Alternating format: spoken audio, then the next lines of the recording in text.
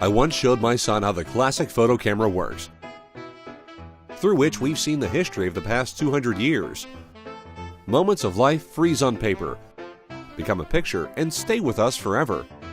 I thought then that the magic of photography for a long time was only a brilliant combination of optics and chemistry, and decided to make a simple camera out of available materials. I used cassettes for instant photos, recycled paper and cardboard, shutter, aperture body, everything from paper. And I created what you will enjoy. A simple folding paper camera, always ready for instant photography.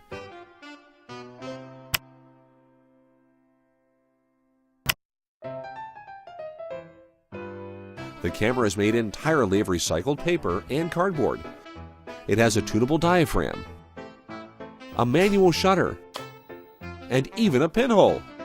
A Fresnel lens as a viewfinder, a meniscus lens, and no electronics. Using a film cassette, you can get 10 color or monochrome photos. The cassettes can be changed many times. The camera is affordable and functional.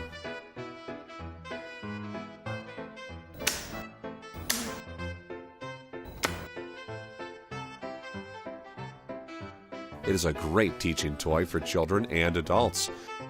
And every picture is yours, the one and only. Enjoy!